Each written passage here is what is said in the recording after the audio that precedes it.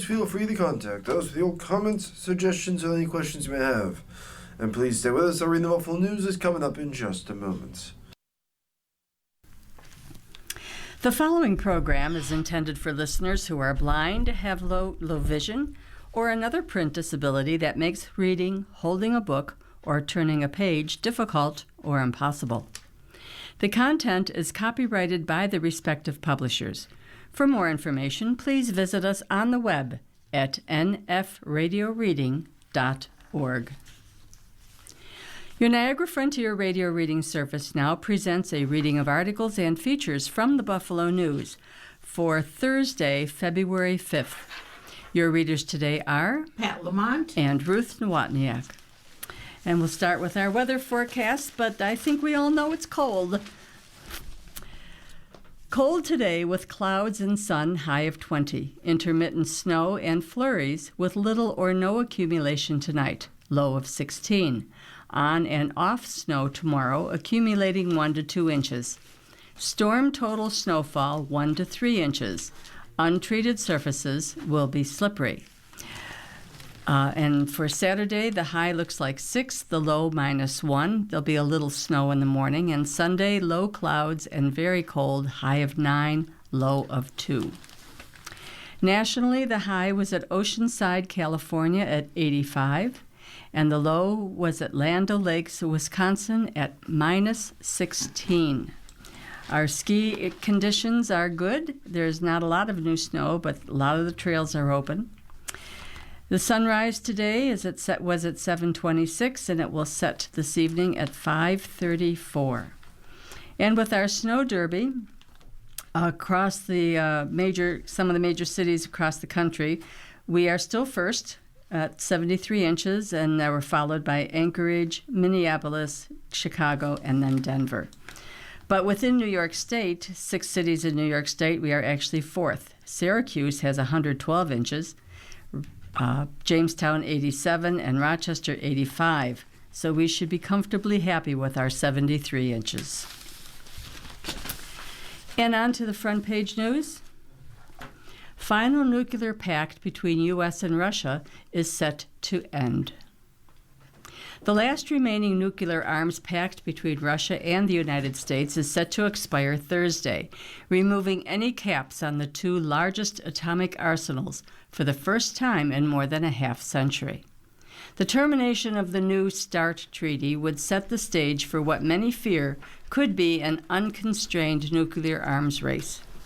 Russian President Vladimir Putin declared readiness to stick to the treaty's limits for another year if Washington follows suit, but President Trump has been non-committal about extending it. Trump has repeatedly indicated he would like to keep limits on nuclear weapons and involve China in arms control talks, a White House official who was not authorized to talk publicly and spoke on condition of anonymity said Monday. Trump will make a decision on nuclear arms control on his own timeline, the official said. Beijing has balked at any restrictions on its smaller but growing nuclear arsenal.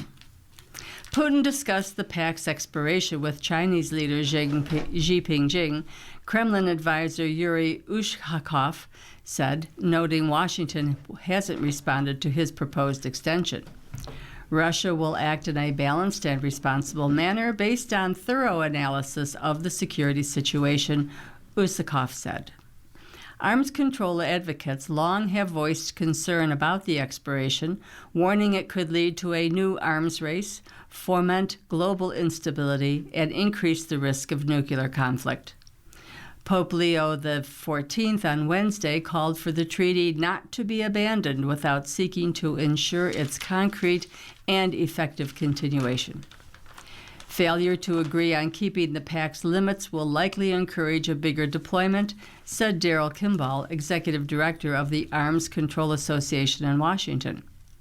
We're at a point now where 2 sides could, with the expiration of this treaty for the first time in about 35 years, increase the number of nuclear weapons that are deployed on each side. And this would end up this would open up the possibility of an unconstrained, dangerous three-way arms race, not just between the U.S. and Russia, but also involving China, which is also increasing its smaller but still deadly nuclear arsenals, said Kimball. Kingston Reef of the RAND Corporation, a former U.S. Deputy Assistant Secretary of Defense, also warned during an online discussion that in the absence of the predictability of the treaty, each side could be incentivized to plan for the worst or to increase their deployed arsenals to show toughness and resolve or to search for negotiating leverage. Putin repeatedly has brandished Russia's nuclear might since sending troops into Ukraine in 2022, warning Moscow was prepared to use all means to protect its security interests. He signed a revised nuclear doctrine in 2024, lowering the threshold for nuclear weapons use. New START, signed in 2010 by President Barack Obama and his Russian counterpart Dmitry Medvedev, restricted each side to no more than 1,500 nuclear warheads and on no more than 700 missiles and bombers deployed and ready for use. It was originally supposed to expire in 2021, but was extended for 5 more years. The pact envisioned sweeping on-site inspections to verify compliance, although they stopped in 2020 because of COVID and never resumed.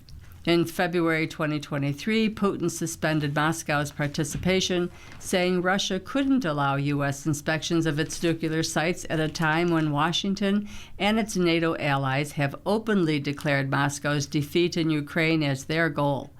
At the same time, the Kremlin emphasized it wasn't withdrawing from the pact altogether, pledging to respect its caps on nuclear weapons. In offering in September to abide by new START limits for a year to buy time for both sides to negotiate a successor agreement, Putin said the pact's expiration would be destabilizing and could fuel nuclear proliferation. Rose Gottenmoeller, chief U.S. negotiator for PACT and a former NATO Deputy Secretary General, said extending it would have served U.S. interests. A 1-year extension of new START limits would not prejudice any of the vital steps that the U.S. is taking to respond to the Chinese nuclear buildup, she told an online discussion last month. New START followed a long succession of U.S.-Russian nuclear arms reduction pacts, starting with SALT I in 1972, signed by President Richard Nixon and Soviet leader Leonid Brezhnev, the first attempt to limit their arsenals. In 1972, anti-ballistic missile treaty restricted the country's missile defense systems until President George W. Bush took the U.S. out of the pact in 2001, despite Moscow's warnings. The Kremlin has described Washington's efforts to build a missile shield as a major threat, arguing it would erode Russia's nuclear deterrent by giving the U.S. the capability to shoot down its intercontinental ballistic missiles. In response, Putin ordered the development of the Burevestnik nuclear-tipped and nuclear-powered cruise missile and the Poseidon nuclear-armed and nuclear-powered underwater drone. Russia said last year it successfully tested the Poseidon and the Burevestnik and preparing for their deployment. Also terminated in 2019 was the Intermediate Range Nuclear Forces Treaty, which was signed in 1987 and banned land-based missiles with a range between 310 and 3,400 miles. Those missiles were seen as particularly destabilizing because of their short flight time to their targets, leaving only minutes to decide on a retaliatory strike and increasing the threat of a nuclear war on a false warning. In November 2024, and again last month, Russia attacked Ukraine with a conventional version of its new Oreshnik intermediate-range ballistic missile. Moscow says it has a range of up to 3,100 miles, capable of reaching any European target with either nuclear or conventional warheads. Without agreements limiting nuclear arsenals, Russia will promptly and firmly fend off any new threats to our security, said Medvedev, who had signed the New START treaty and is now deputy head of Putin's Security Council. If we are not heard, we act proportionately, seeking to restore parity, he said in recent remarks. Medvedev specifically mentioned Trump's proposed Golden Dome missile defense system among potentially destabilizing moves, emphasizing a close link between offensive and defensive strategic weapons. Trump's plan has worried Russia and China, Kimball said. They're likely going to respond to Golden Dome by building up the number of offensive weapons they have to overwhelm the system and make sure that they have the potential to retaliate with nuclear weapons, he said, adding that offensive capabilities can be built faster and cheaper than defensive ones. Trump's October statement about U.S. intentions to resume nuclear tests for the first time since 1992 also troubled the Kremlin, which last conducted a test in 1990 when the USSR still existed. Putin said Russia will respond in kind if the U.S. resumes tests, which are banned by a global treaty that Moscow and Washington signed. Energy Secretary Chris Wright said in November that such tests would not include nuclear explosions. Kimball said a U.S. resumption of tests would blow a massive hole in the global system to reduce nuclear risk, prompting Russia to respond in kind and tempting others, including China and India, to follow suit. The world was heading toward accelerated strategic competition, he said, with more spending and increasingly unstable relations involving the U.S., Russia, and China on nuclear matters. This marks a potential turning point into a much more dangerous period of global nuclear competition, the likes of which we've not seen in our lifetimes, Kimball added. Hochul taps Adams. Delgado picks Walton as running mate. Kathy Hochul made history as the first woman to serve as governor of New York. Adrienne Adams made history as the first black woman to serve as Speaker of the New York City Council. In November, the two will try to make history again together. On Wednesday, Hochul chose Adams as her running mate and, if successful, her third lieutenant governor. The two would be the state's first ever all-female ticket of governor and lieutenant. Hochul, a Buffalo-born Democrat who regularly highlights her parents' hard-scrabble life in a Lackawanna trailer, as her father was employed at the nearby Bethlehem steel plant, mentioned that Adams of Queens is the daughter of two union workers. I'm grateful to begin building the next chapter of New York's future with Adrienne Adams, our next lieutenant governor. She said Adrienne knows what it means to work hard and to stand up for those who need it most. Hochul's selection of Adams came one day after Lieutenant Governor Antonio Delgado selected former Buffalo mayoral candidate India Walton as his running mate. Walton pulled off a stunning Democratic primary upset over former four-time incumbent Buffalo Mayor Byron Brown in 2021. Brown ended up winning re-election in a write-in campaign. Democrats will nominate their slate of candidates in Syracuse on Friday. The Republican candidate, Nassau County Executive Bruce Blakeman, is yet to announce a running mate. The GOP state convention is set for next week in Garden City. Adams, the 65, a Democrat first elected to the city council in 2017, served as Speaker from January 2022 through the end of last year. In her statement, Hochul said, Adrienne and I are no strangers to rolling up our sleeves and getting results for working New Yorkers.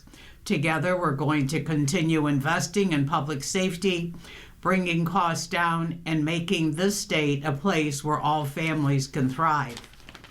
Adams said she worked on affordability issues, the highlight of Hochul's $260 billion budget and re-election campaign, such as affordable housing and child care. I am honored to stand side by side with Governor Kathy Hochul in her fight for a safe, affordable, and resilient New York.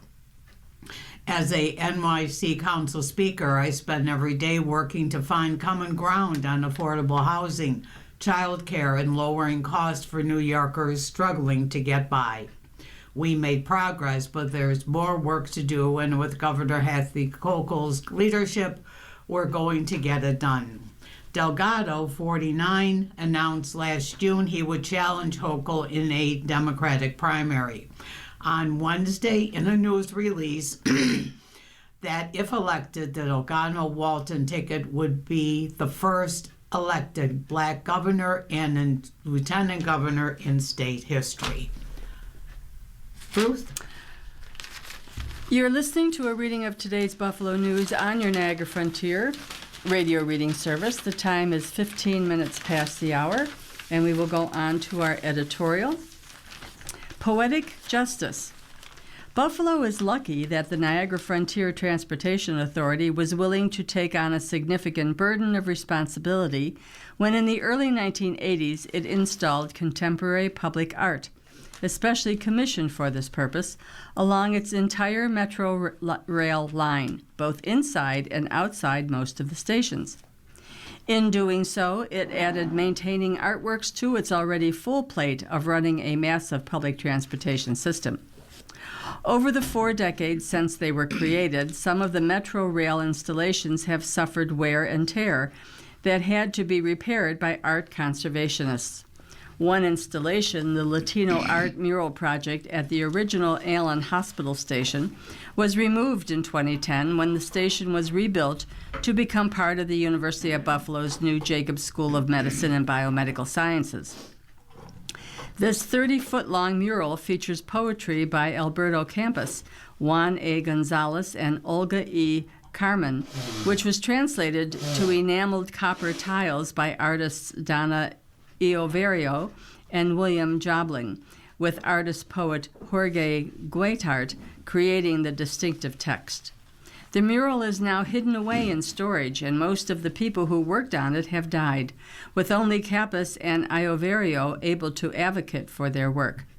It is only right that the NFTA consult with these two artists and, if possible, bring this mural back to life and back into the public realm. It comes as no surprise that the mural will likely need significant conservation. It was on an exterior wall, part of a passage that led from Maine to Ellicott. For decades, it was at least partially exposed to the elements, as well as to the depredations of accidental damage and probably some vandalism. Whatever it needs, the mural's restoration is a worthy effort. Unlike much of the other art along Metro Rail, it reflects a local community. As Kappa stated in a letter to University of Buffalo President Satish Tripathi, the mural, quote, is more than an artistic installation. It represents a moment in Buffalo's history when Latino voices were invited to speak through public art, unquote. While Kappas hopes that the mural might find a home somewhere at UB, it's early days to decide on a location. It still has to be unearthed from the NFTA storage. As reported by the News, Deidre Williams, NFTA spokesperson Kelly Khatib, rightly feels the first step is to let the surviving artists see the mural and evaluate its condition for themselves.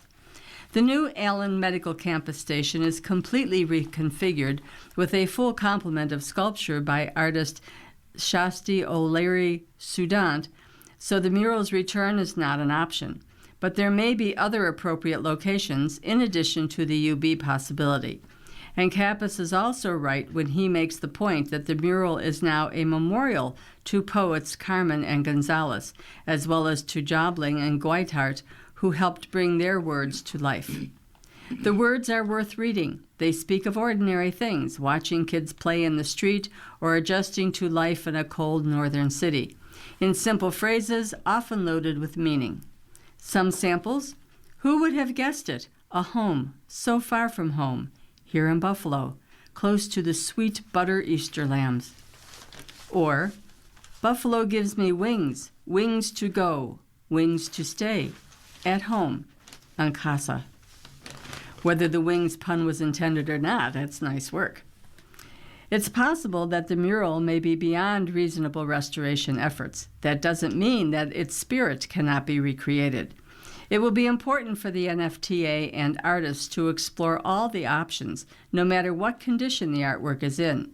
The legacies of the artists who have passed and the wishes of those who remain deserve no less. And from another voice, and this is: National Prayer Breakfast is a political farce.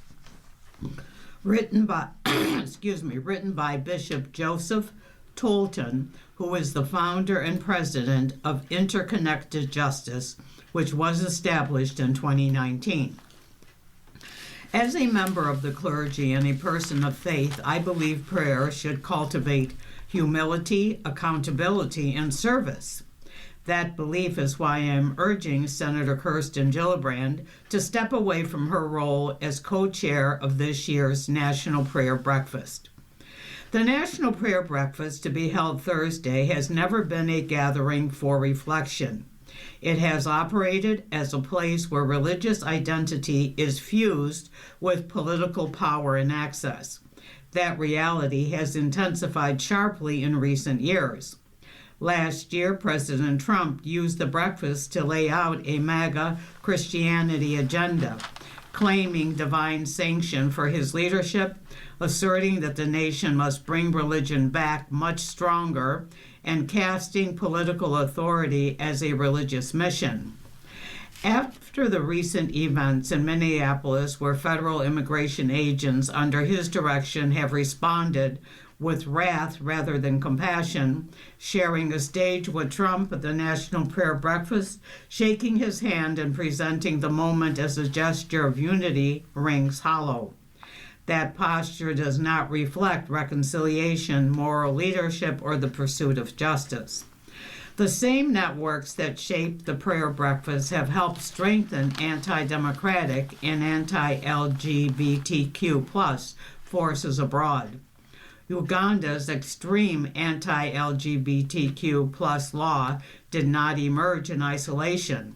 It was reinforced by international religious actors who framed repression as a moral obligation and exported ideology developed through the National Prayer Breakfast Network.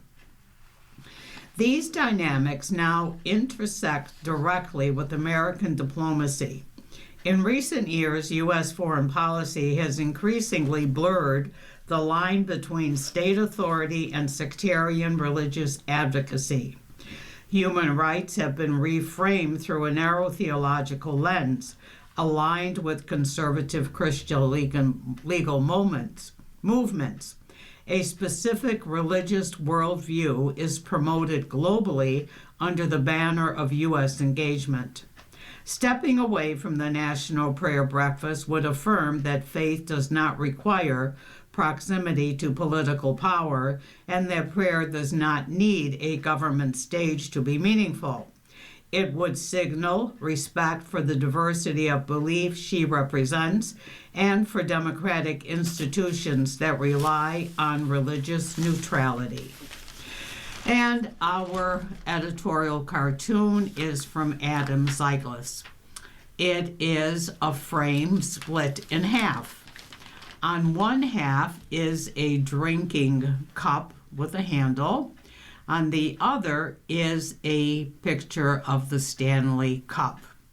And the banner across the top says, Stanley Cup within reach.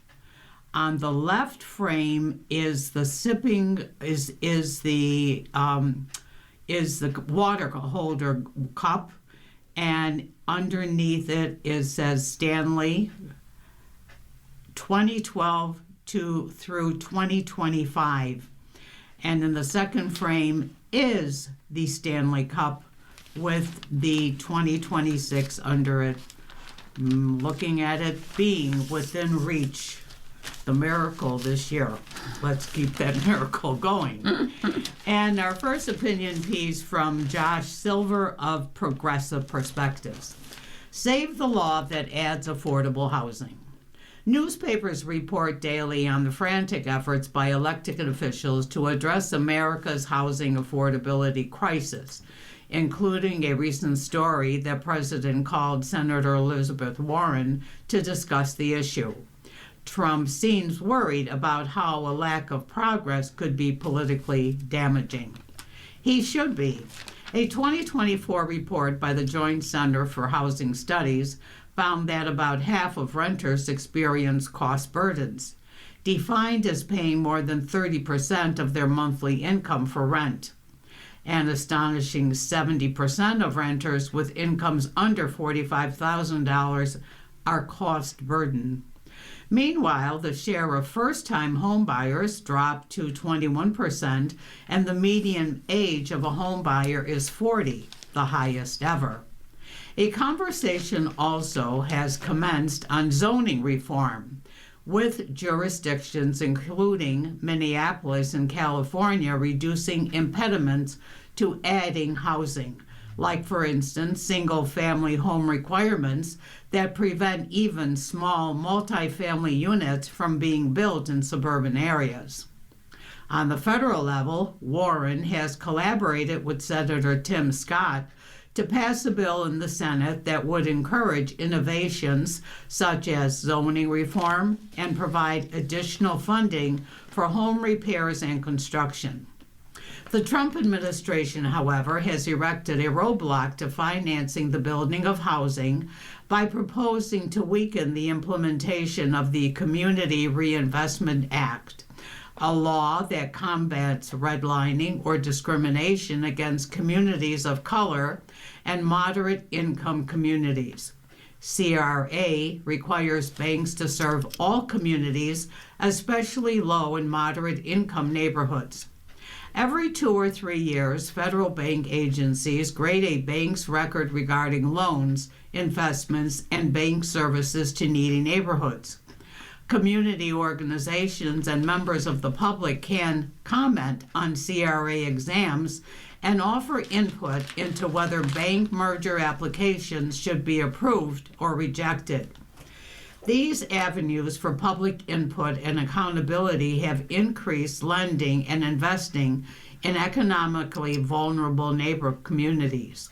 Some banks seek to bolster their reputations and increase the chances of their mergers being approved by negotiating community benefit agreements with community organizations. Research has shown that these agreements have resulted in increased financing for affordable housing. As I describe in Ending Redlining in my new book on the CRA, progress toward affordable housing would be boosted under regulatory reforms proposed by the Biden administration. Unfortunately, the Trump administration is in the process of rescinding the Biden-era update to the CRA regulations and exams. The bank agencies plan to lessen their review of merger applications, reducing opportunities for banks and community organizations to strike mutually beneficial agreements.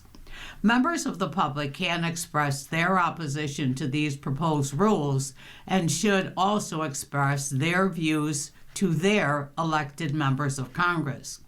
Community-based organizations, including housing developers and counseling agencies, can seek out partnerships with banks for financing affordable housing and providing counseling. They can also comment on CRA exams and merger applications. Together, let's preserve and use this vital tool for affordable housing. You're listening to a reading of today's Buffalo News on your Niagara Frontier Radio reading service. The time is approximately 28 minutes past the hour, and we will continue with our second opinion piece by F. Willis Johnson, who's from the Fulcrum.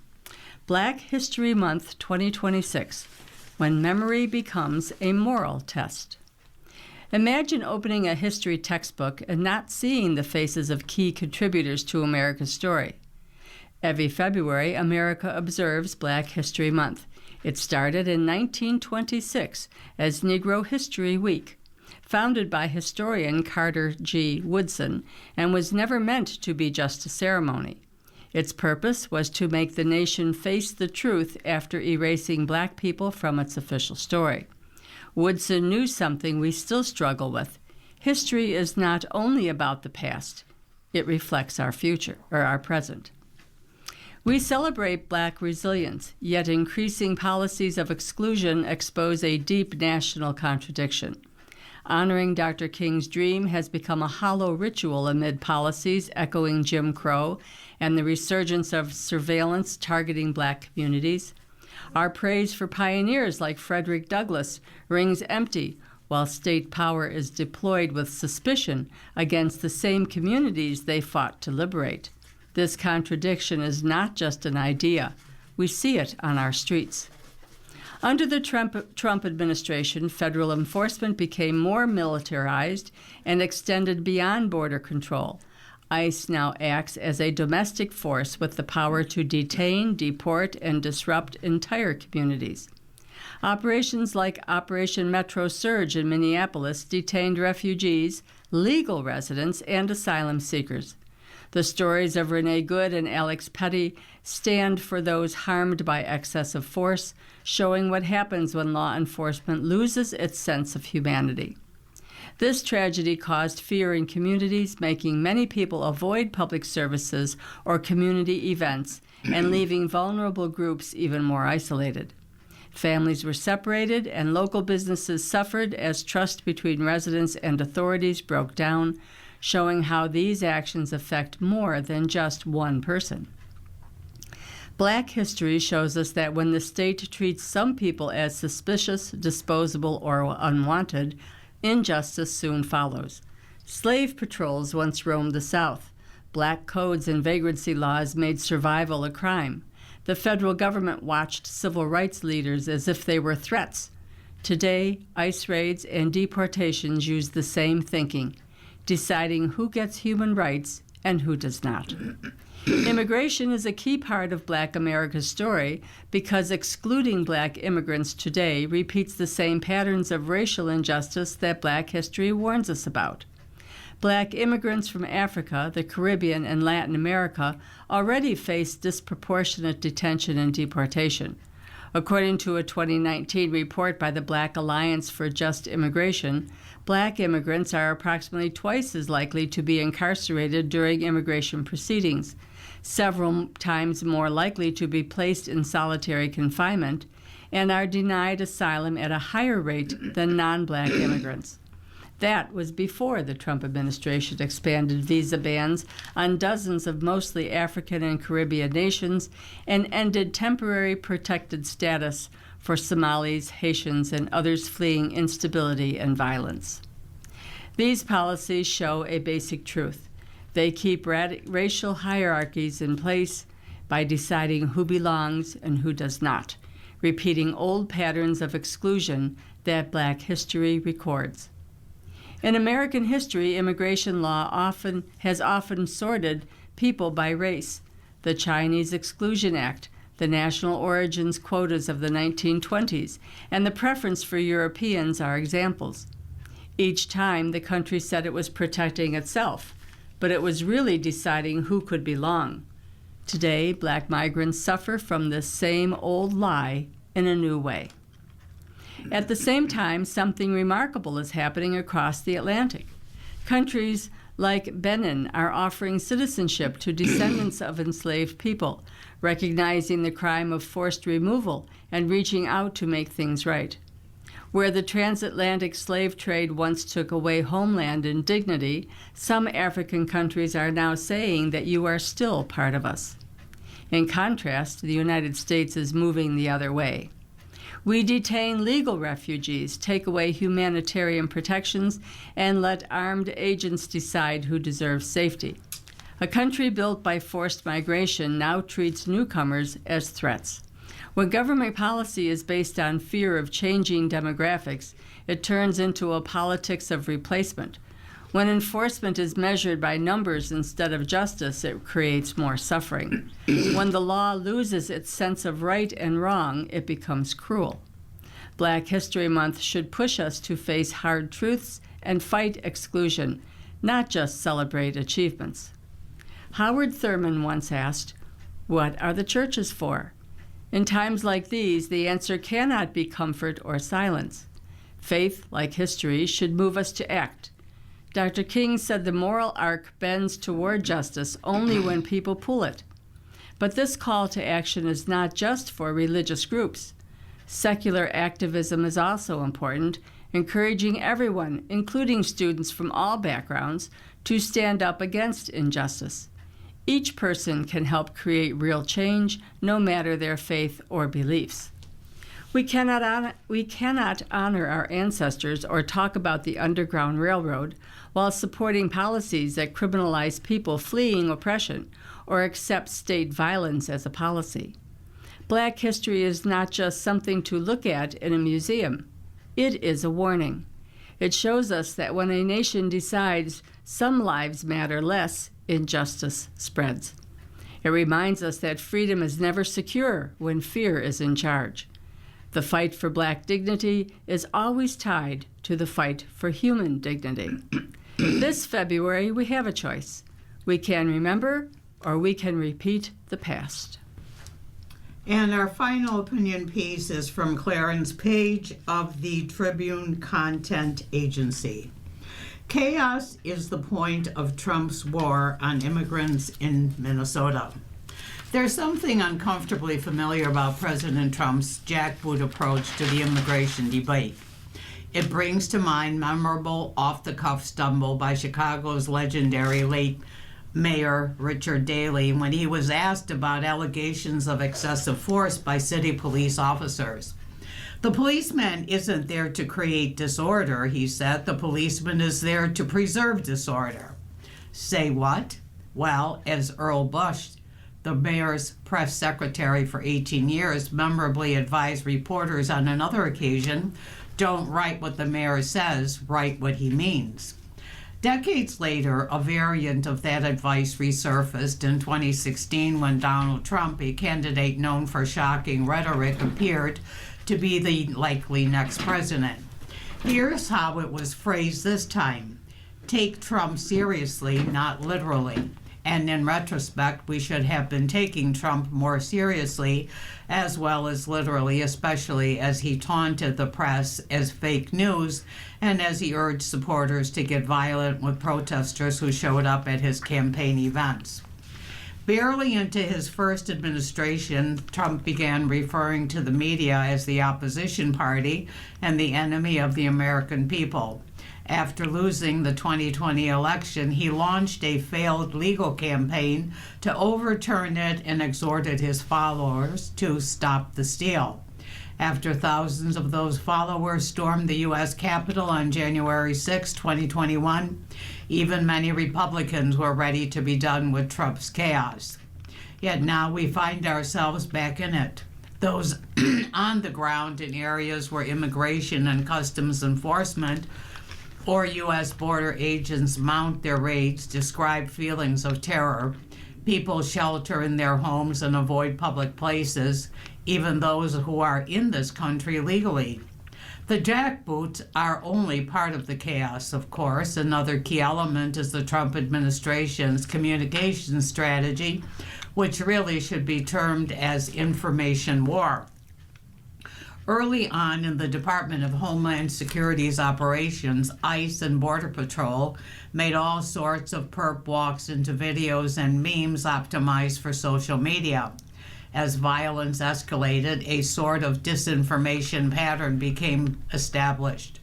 Border Patrol Commander Greg Bovino or some other administration official would make a claim about what happened, and later evidence would show these contentions to be false.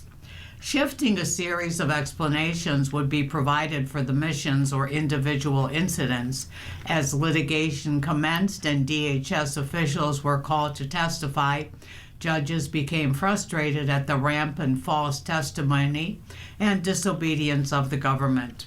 To take this back to Daley for a moment, after the police riot as the chaos in the streets of 1968 was labeled by a special investigative commission later, governors, big city mayors, police chiefs, and community leaders learned a lot and took to heart the need for reform.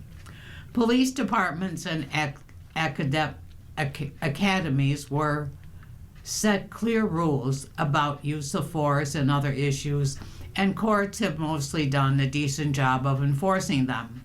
By contrast, the immigration agents Trump has unleashed on select American cities have invited more disasters because they do not seem bound by such protocols. In Minneapolis, we see a large-scale escalation over earlier operations in Chicago, New York, Washington, and other cities. A truckload of video has been generated showing roving squads of masked federal agents in military gear snatching people out of cars, releasing canisters of tear gas into crowds, and visibly ignoring basic human rights as they target Minnesotans, especially targeting Somali, Latino, and other minority communities. It's possible there would be much more widespread support for Trump's anti-immigration crackdown if it corresponded more closely to the stated aim of taking violent criminals off the street. We see violence, we read deeply reported accounts and find credible evidence that constitutional rights are being violated, and we also hear lies. It's becoming impossible to believe that the chaos in Minnesota has been an issue of training. On Thursday, Border Czar Tom Homan seemed to suggest that a drawdown of the ICE Border Patrol operation in Minnesota was imminent. That would be a blessing, but I'll believe it when I see it. Meanwhile, expect the information war to continue. And on to our health and finance. In the retail world, Eddie Bauer will declare bankruptcy. This article is written by Samantha Christman, who is a news staff reporter. After more than 100 years in business, clothing store Eddie Bauer is expected to file Chapter 11 bankruptcy and close all of its roughly 200 stores in the United States. That would include 2 stores in the Buffalo Niagara region, a store at the Walden Galleria and an outlet at the Fashion Outlets of Niagara Falls. The store at the Fashion Outlets is already listed as temporarily closed online and has been removed from the Fashion Outlet store directory. It's not clear when the Galleria store would close. The move affects Canadian store locations as well. There are 28 stores in Canada, 10 of which are in Ontario, including an Eddie Bauer outlet store over the bridges at the Outlet Collection in Niagara-on-the-Lake, Ontario. Meanwhile, liquidation sales are in progress. Clearance prices have already been instituted at 40% off to 60% off and include big-ticket items such as down coats and parkas. The evaporation of the company's stores, however, does not mean the Eddie Bauer brand will disappear or that its logo and rights are being sold. The company could keep its e-commerce, manufacturing, and wholesale operations running in North America. That means the clothing would still be made and sold, not just at physical locations that are owned by the brand, according to reports.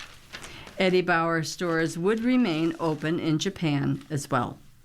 The news of stores closing comes as mall retailers have struggled with changing consumer preferences, a steep drop in foot traffic, and stiff online competition. Eddie Bauer filed bankruptcy in 2003 and 2009. The Seattle-based brand, founded in 1920, is known for its outdoor clothing and gear. The company is named for its founder, who, in 1940, patented the first quilted down jacket, one of the brand's signature products. He sold the company in 1968. It has gone through several ownership changes over the years and is now owned by Catalyst Brands.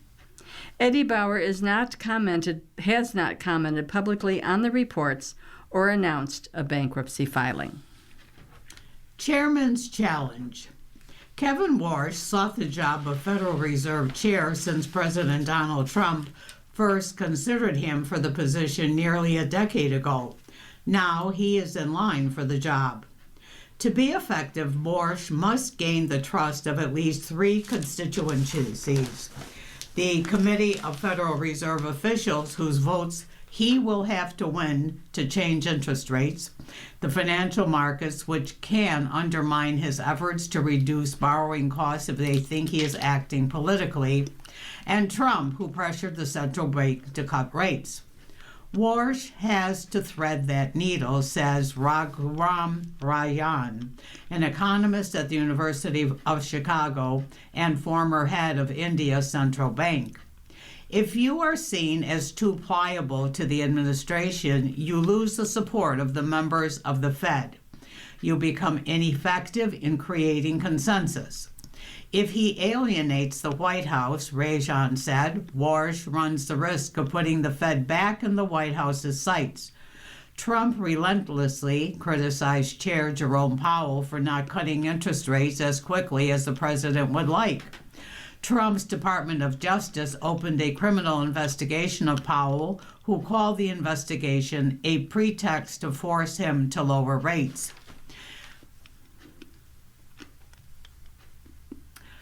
Warsh may face a bumpy confirmation process in the Senate, where 2 Republicans said they will oppose his nomination unless the criminal investigation is resolved.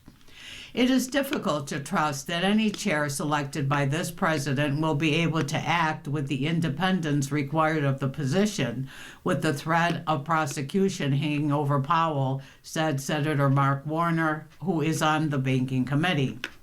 Trump told reporters Friday that he didn't want to ask Warsh to agree to cut rates because that would be inappropriate, even if it probably would be allowed. But he certainly wants to cut rates, Trump said. I've been watching him for a long time. Previously, Trump called for a lower borrowing cost on social media, adding, anyone who disagrees with me will never be the Fed chair.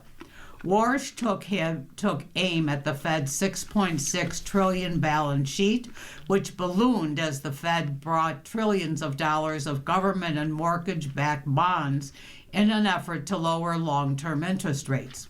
He argues that reducing those holdings will lower the amount of money in the economy, which would temper inflationary pressures and allow the Fed to further cut its short-term rate. Powell, as part of the Fed's complex structure, could remain on the Fed's governing board until his term expires in January 2028, as well as its rate-setting committee, even after his chairmanship ends in May. That would leave Warsh facing a situation no Fed chair has dealt with in 80 years, a former chair potentially acting as a counterweight to the new leader of the Fed. Demonstrating some independence from the White House likely will be Warsh's biggest challenge. Alan Blender, a former Fed vice chair, said the most important unknown is what promises Trump extracted from Warsh in return for nominating him to lead the U.S. Central Bank. We all know Donald Trump. He wants a loyalty pledge of some kind. I hope Kevin Warsh didn't give one. Blinder said Warsh has experience with markets and monetary policy, which are good preparation for the job. More importantly, Warsh has the skills to influence other Fed officials when debating policy. The one thing he has in abundance is personal and diplomatic skills. He knows how to get along with people. He's expert at that. He's very likable. Still, as Fed watchers often note, the central bank is more than just the chair. There are 19 officials on its interest rate setting committee, with 12 voting on policy. The voters are the 7 members of the Fed's governing board, as well as the president of the Federal Reserve Bank of New York, and 4 of the other 11 regional bank presidents on a rotating basis. Warsh will face a divided committee that doesn't appear ready to cut rates nearly as much as the president wants. The Fed typically operates by consensus. When the committee agreed by a 9-3 vote in December to cut its key rate by 0.25% down to 3.6%, it was the most dissenting votes in 6 years. Chairs can be outvoted, though that hasn't happened since 1986. As part of our newspaper reading, we now present the day's death listings. If you need further information on any of these names, please call us at 716-821-5555. That's 716-821-5555. Held, Lawrence J. Janicki, David M. Jaskulski, Edmund P. Jordan, Robert E. Para, Mark P. Prisonzano, Lillian, Nee Macaluso. Storr, Paul Sr. Weisensal, Mark J. Also internationally, Saif al-Islam Gaddafi. He crushed dissent in Libya. Libya's Saif al-Islam Gaddafi went from his notorious father's heir apparent to a decade of captivity and obscurity in a remote hill town before launching a presidential bid that helped derail an attempted election. Despite holding no official position, Saif al-Islam 53 was once seen as the most powerful figure in the oil-rich North African country after his father Muammar Gaddafi, who ruled for more than 4 decades. Saif al-Islam shaped policy and mediated high-profile, sensitive diplomatic missions.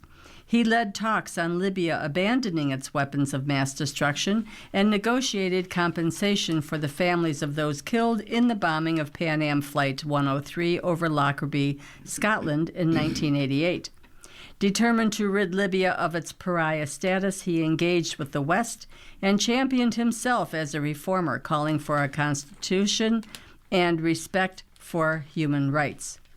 But when a rebellion broke out against Gaddafi's long rule in 2011, Saif al-Islam immediately chose family and clan loyalties over his many friendships to become an architect of a brutal crackdown on rebels whom he called rats.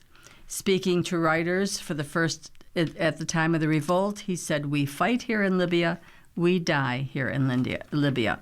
He warned that rivers of blood would flow and the government would fight to the last man and woman and bullet. If you need further information on any of these names, please call us at 716-821-5555. That's 716-821-5555. And now to our star predictions for today from the Royal Stars. Happy birthday for Thursday, February 5th. You are charming, calm, and competent. You're also sensitive, self-disciplined, and organized. This year, you reap the benefits of your hard work. Expect power and leadership. Now, remember that each day, each royal is given a rating for what kind of day you'll have. From a 5-star is a dynamic day, 4 positive, 3 average, 2 so-so, and 1 difficult. We've never seen a difficult, so apparently nobody's ever had a difficult day. So here we go. Aries, 3 stars. Interactions with others are tricky today. You might attract someone powerful to you, and this interaction might be intense or exhausting. Tonight, listen and be cooperative. Taurus, 2 stars. Tread carefully when talking to bosses, parents, and VIPs today because something could blow up in your face in a New York minute. It could be minor, it could be major. Tonight, get better organized. Gemini, another 2-star day. Steer clear of discussions about politics and religion. They could quickly escalate into an argument today. In fact, something unexpected might occur, possibly far away. Tonight, enjoy socializing. Cancer, another 2-star day. Double-check details about banking, investments, shared property, inheritances, taxes, and debt. Tonight, relax at home. Leo, another 2-star day. Today will require diplomacy when dealing with partners, spouses, and close friends. They might say something that catches you off guard. Tonight, important conversations. Virgo, another 2-star day. Today, work-related issues or something to do with your health or a pet might trigger knee-jerk reactions. Tonight, check your belongings. Libra, a 3-star day.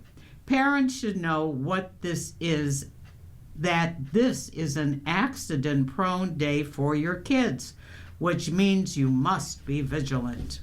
Know where they are at all times. Tonight, you win. Scorpio, another 2-star day. Do your best to keep peace at home today. Unexpected events will take place. Your home routine might be interrupted because of appliance breakdowns or unexpected company at the door. Tonight, enjoy solitude. Sagittarius, a 2-star day. This is a fast-paced day, and your energy is a bit nervous. Be careful because an accident could happen due to a distraction. Tonight, be friendly. Capricorn, a 3-star day. You have the attention of others today, especially if you want to assert your ideas about financial matters, cash flow, or something you own. Tonight, you're noticed. Aquarius, a 2-star day. Excuse me. Avoid arguments with others that might erupt today because your mind is a bit excited. Nevertheless, you have strong opinions when it comes to ideologies, politics, and religion. Tonight, explore. Pisces, this is a 2-star day. This is a restless day for you. You might find yourself at odds with a daily contact, sibling, relative, or neighbor. Tonight, check your finances. And now we have a short article, Think Outside the Box, Decanting Tips and Tricks from a Professional Organizer. Decanting has been a method used by professional organizers long before it was made popular on social media. You've probably seen or possibly envied aesthetically arranged snack-filled jars on pantry shelves in celebrity homes. Filling your home with clear containers and pretty labels isn't limited to those who hire experts, like the Home Edit, though. Anyone can have a more organized home by decanting. And here are the insider secrets. What is decanting? If you're unfamiliar with the term, that's okay. And if you think the word decanting involves wine, you're not entirely wrong. Just as you can pour wine from its original bottle into a glass decanter for a fancier presentation, you can do the same with other things around the house. Essentially, decanting means transferring the contents of one container into another. Saving through decanting. Saving space. This is especially true with items you can buy in bulk, such as packs of paper towels and boxes of protein bars. Removing things from their packaging automatically minimizes the space they take up. Saving time. Transferring things to clear containers makes them easier to find or grab quickly. Saving money. Because decanting makes it easier to see what you have, you're less likely to overbuy by accident. A quick scan of supply levels will tell you what you need to restock before shopping. In the case of decanting food, airtight containers preserve ingredients. You should consider decanting if you only use a portion of the contents at a time. For example, I tend to scoop only a cup or two of pasta to make dinner for myself, so storing the remaining pasta in an airtight container is practical. Regardless of the household size, there are some things you likely never use up all at once, especially if you buy in bulk. Baking ingredients such as flour, breadcrumbs, rolled oats, pancake and waffle mix, popcorn kernels. I'm also a big fan of removing individually wrapped snacks from their original packaging and placing them in open bins. No airtight lids needed here as they're already contained. And around the house, here are some other spaces and items for which you can use this technique. Laundry room, detergent powders, liquids or pods, and dryer sheets.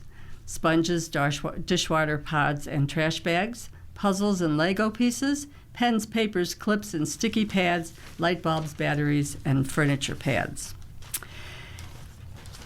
You're listening to a reading of articles from the Buffalo News for Thursday, February 5th on your Niagara Frontier Radio Reading Service. We'll return for more readings after this short break. Your readers today are Pat Lamont and Ruth Nowotniak.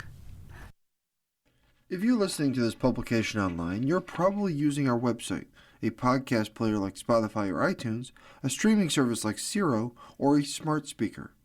Did you know that we now have a dedicated app that can be downloaded to any mobile device, like a smartphone or tablet, for free?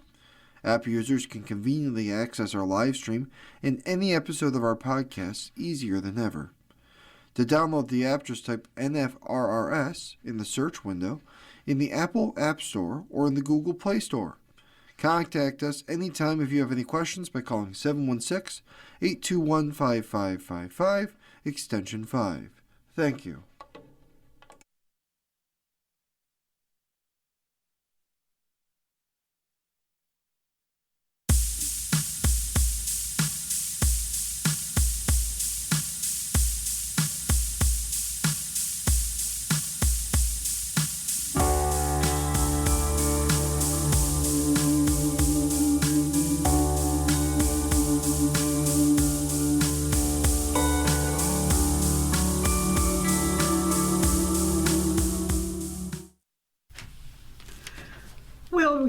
We'll continue now with our reading of articles from today's Buffalo News. Your readers are Ruth Nowotniak and Pat Lamont, and let's see what's happening in the city and region. AKG leader brought home with a loan from museum. When Jane Siren became director of Buffalo's Albright Knox Art Gallery in 2013,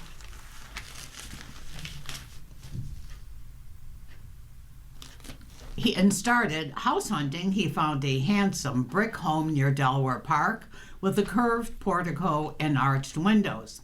He bought it for $710,000, but financed only $417,000 of the purchase through a bank. The remaining amount needed to complete his purchase came from a loan directly from the museum. Prevailing mortgage rates at the time ranged between 4% and 4.5%, according to Erie County Comptroller's Office. But leaders with the Albright Knox Art Gallery, since rebranded the Buffalo AKG Art Museum, allowed him to borrow money at an interest rate of 0.18. According to the museum's financial records and tax forms reviewed by the Comptroller's Office as part of a systematic review of cultural organizations receiving county grants, Siren has repaid any of the principal or interest on that loan. "We're not sure why it wasn't paid off," said Mary Hosler, Deputy Comptroller of the Audit Division. "Nobody had really any answers." While such loans can be commonplace as an executive recruitment tool, the loan appears to violate state laws governing nonprofit organizations based on Buffalo News' review of state codes. At the time, the $335,000 loan of museum funds was supposed to be a short-term bridge loan that Siren was expected to repay after he sold his previous house. Instead, however, the bridge loan was converted into a 2014 to a 30-year mortgage with the same interest rate. The 4,400 square foot home built in 1920 is now assessed at $1.1 million. This mortgage was not filed or recorded with the Erie County Clerk's Office. The Comptroller's report stated, "No evidence was identified indicating that interest was paid or accrued on the loan since its inception. Because no lien was recorded on the deed to Siren's house, the museum would have no collateral if Siren weren't to default on repayment." In addition, the report stated it appears he may also have avoided paying county mortgage taxes and federal income taxes that would ordinarily be owed as a result of the below-market rate loan. Neither Siren nor any of the AKG's board would address the Comptroller's report findings, but spokesman Woodrow Brown provided the news with a statement from the Executive Committee of the AKG's Board of Directors. In 2013, the Buffalo AKG provided a relocation package to Dr. Siren as part of the terms of his employment as the 11th director of the museum. This was and remains a relatively common practice in executive recruitment. The museum offered a similar package to his predecessor as director. The Buffalo AKG prioritizes best governance practices, including full compliance with all applicable laws and audit standards. We cooperate fully and transparently with the auditors over a period of several months, and we are grateful that the auditors confirmed that the Buffalo AKG is in compliance with applicable cultural grant funding requirements and filing obligations. Saren's predecessor, Louis Grachos, received a similar $300,000 loan that, according to 1990 tax forms, have been repaid after Grachos stepped down as director in late 2012 and left for Texas. No loan to Grachos is listed in the 990 tax forms in 2014. According to state law, Section 716 states no loan shall be made by a corporation to its directors, officers, or key persons. Section 715 also states no transaction with a related party can occur without board disclosure and approval. The rules barring loans to key officers were not established until 2014, 1 year after Saren was originally provided the short-term bridge loan when he first arrived. But that law was in effect later when Saren was allowed to convert his bridge loan into a 30-year mortgage with the AKG.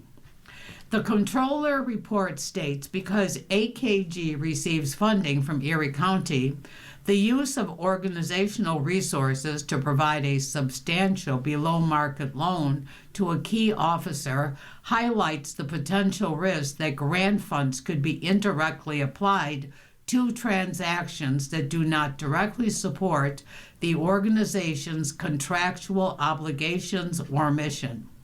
The AKG report is one of a series of analysis reports, essentially stripped-down audits, that have been released by the Comptroller's Office as part of a review of how cultural organizations are using public grant money and whether proper safeguards exist so that money isn't misspent or mismanaged. The report also offers recommendations on how agencies can improve oversight and accountability. Audit staff have been reviewing spending by any cultural organization that received $5,000 or more in county grant money from 2020 through early 2022. These reports typically uncover minor issues but have found some more serious problems requiring attention from cultural organizations like the African American Cultural Center and Explore and More children's magazines. The AKG has received nearly $2 million in county grant and program money from 2020 through 2022, according to the Comptroller's report. Comptroller Kevin Hardwick said the goal of these cultural funding reports is not to hurt or embarrass cultural organizations, but to ensure that taxpayer money is being safeguarded and properly spent. The county grant money provided to AKG was properly accounted for during the review period, so beyond sharing report findings, he doesn't anticipate his office digging deeper because that's beyond the role of his office. M&T wants its workers in the office more often. M&T Bank wants its employees to work together in person more frequently. In a change announced Wednesday, M&T is directing its non-branch employees to work from the office 4 days a week, up from the bank's current in-person work standard of 3 days a week. The new standard will be phased in over the course of the year based on business lines and office locations. M&T Bank is continuing the thoughtful evolution of our hybrid work approach, reflecting what we have consistently seen across our company. Our people do their best work when they are able to connect, collaborate, and innovate together, the bank said. Being together strengthens relationships, supports mentorship and professional development, and fuels the sense of belonging that has always set M&T apart. About 6,500 M&T employees work downtown with concentrations at its One M&T Plaza headquarters, Seneca One Tower, Lafayette Court, and M&T Center. M&T is one of the region's largest private employers. Having its employees come into the office an additional day per week could provide a boost for our downtown in search of more vibrancy. City officials in 2024 estimated that on average, nearly 20,000 fewer people were coming into the city's core each day compared with 5 years earlier. The sharp drop-off is a result of the pandemic and the hybrid and remote work trend that took hold afterward. That has taken on a toll on downtown businesses, including restaurants and shops reliant on lunchtime traffic. Downtown officials have noted that many workers prefer to work in the office during the middle of the week, which are the days when they are less likely to go out afterward, as opposed to a Friday. It also has impacted the downtown housing market, which was on an upswing before the pandemic, by reducing the appeal to some workers of living downtown since they aren't commuting as often as they were before the pandemic. Like some other employers, M&T has adjusted its in-office work standards since the pandemic ended. But throughout, the bank's leaders have emphasized the value of its employees working together in person. Our M&T culture was built over many years of being physically together. Through times both good and challenging, the bank said in a message to employees, "We're proud of that culture and know it's been a huge part of our success." That concept was the driving force behind M&T's creation of a tech hub at Seneca One, aimed at fostering collaboration and innovation and attracting like-minded businesses to the tower. Friend of boy's mother charged in abuse case. The Buffalo mother and stepfather accused of waterboarding a 7-year-old boy 7 times had some help during the most recent incident that sent the child to the hospital, according to Erie County prosecutors. Cassandra Lynn Bauman, a friend of the boy's mother, has also been charged in connection with what happened on December 11th in a Parkdale Avenue residence. Bowman, 20, faces 2 felony charges of assault and reckless endangerment. She has pleaded not guilty in court. Court authorities have not accused Bowman of anything related to the 6 other alleged instances of waterbaiting that took place prior to the December 11th incident that brought first responders to the home. The boy's mother and stepfather have been accused of abusing the boy since mid-October, including forcing him to take cold baths and showers, withholding food, and inflicting daily beatings. They are also accused of holding him underwater as a form of punishment. District Attorney Mike Keene has described the allegations as very disturbing. At 10:47 p.m. December 11, police responded to the family's home for reports of an unresponsive child. From that incident, the boy was in cardiac arrest for about an hour. He spent 8 days in the hospital being treated for hypothermia and other injuries, including a subsequent cardiac arrest of about 10 minutes. Bowman was living with Jacqueline Balabas, a 7-year-old mother, and Paris Woods, the boy's stepfather. Bowman is originally from Buffalo but had moved with her mother to Missouri, said Robert Steinhaus, Bowman's defense attorney.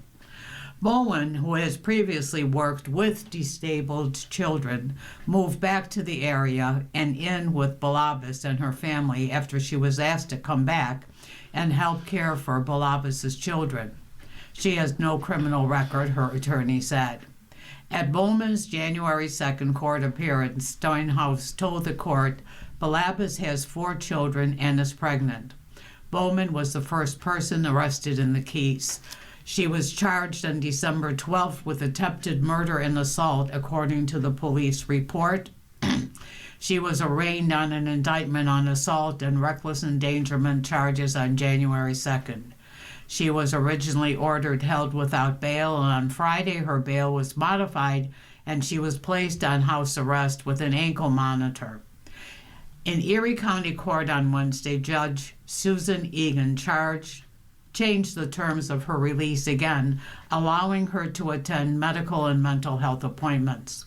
Balabas, 26, and Woods, 24, were taken into custody Friday and arraigned Tuesday on a 15-count indictment that includes 14 felony charges. Those include 2 counts each of first-degree assault, as well as 6 counts of attempted assault and 6 counts of reckless endangerment. Waterboarding typically involves water being poured over a restrained person's face to induce a drowning sensation. International law and human rights organizations consider it a form of torture. It's horrendous. It's just an awful situation, said Buffalo Police Commissioner Craig Marcy on Wednesday. You are listening to a reading of today's Buffalo News on the Niagara Frontier Radio Reading Service. The time is 15 minutes after the hour, and we will move on to sports.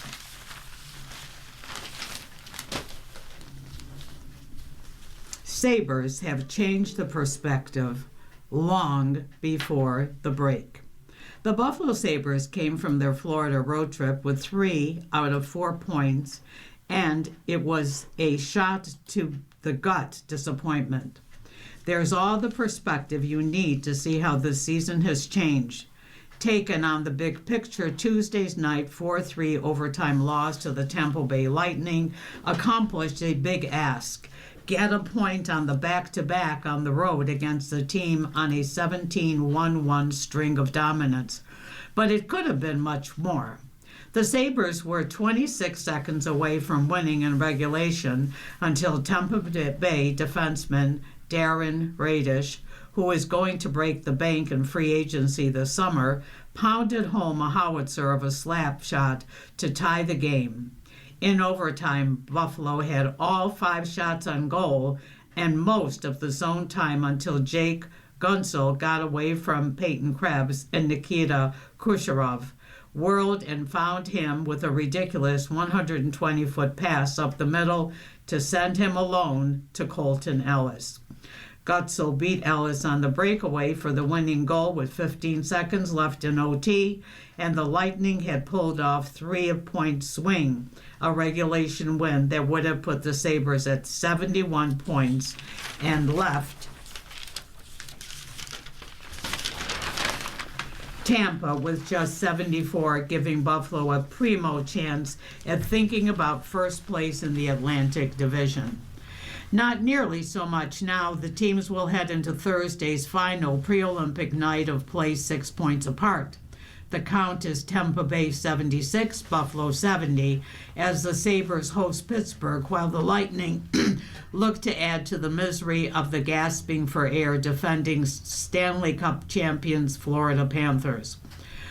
But oh, how the appetite is voracious for this Buffalo-Tampa Bay matchup now.